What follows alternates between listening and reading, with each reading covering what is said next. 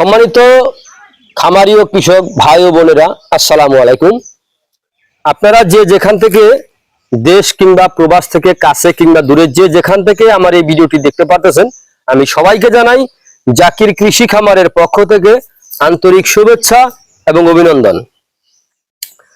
তো প্রথমে বলবো, আমার নাম হচ্ছে মোহাম্মদ জাকির হোসেন। আমি এই ঘাস, শুধু এই আমেরিকান গুয়াতিমালা ঘাস না, এই আমেরিকান গুয়াতিমালা ঘাস, জারা ওয়ান হাইব্রিড ঘাস, ইন্দোনেশিয়ার স্মার্ট নেপিয়ার ঘাস, তাইওয়ান, জার্মান, অজানা সহ যে কোনো ধরনের ঘাসের কাটিং আমার থেকে পাবেন। তো তার আগে আমি বলবো ভাই, এই আমেরিকান গুয়াতিমালা ফাবজি ঘাসের যার থেকে আপনারা নেন, কিন্তু ভাই এই ঘাসের কারো থেকে আপনার কোনো কোনো প্রকার বিচি সংগ্রহ করবেন না, কারণ এই ঘাসের ফুলও হয় না, এই ঘাসের বিচি হয় না। আমি গ্যারান্টি সহকারে বলতে পারি এই ঘাসের কোনো ফুল অথবা কোনো বিচি হয় না।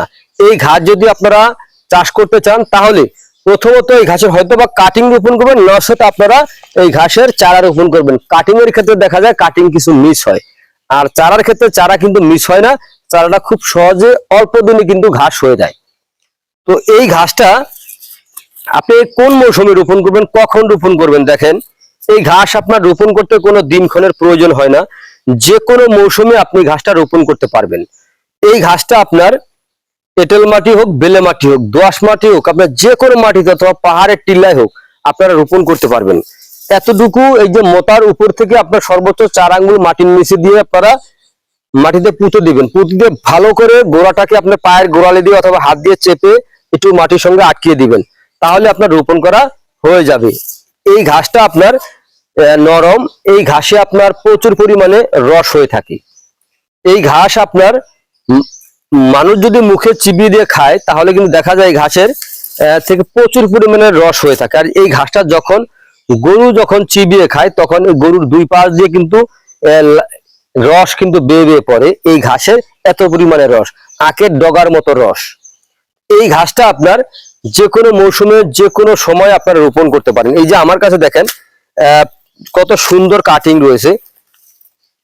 এই কাটিং এর ভিতরে দেখা যায় আপনার 100% কাটিং যদি আপনি রোপণ করতে পারেন, তাহলে কম সময়ের মধ্যে কিন্তু আপনি অধিক ফলন আপনার পাওয়া যাবে। এই ঘাসটা আপনার যে কোনো মৌসুমে আপনি কিন্তু খাওয়াতে পারবেন। এই ঘাসে কোনো বিচি হয় না, এই ঘাসে আপনার কোনো ফুল হয় না। আপনারা এই ঘাস যদি খাওয়াইতে পারেন, দেখা যায় আপনার দুগ্ধ জাতীয় গাভীর দুধ অথবা মাংস উভয় বৃদ্ধি হয়ে থাকে, কিন্তু ষাঁড় গরু খাওয়ালে ষাঁড় গরুর দানাদার খাদ্যের আপনার প্রয়োজন হয় না। এই ঘাসের মাধ্যমে দানাদার খাদ্যের প্রয়োজন ঘাটতিটা পূরণ হয়ে থাকে।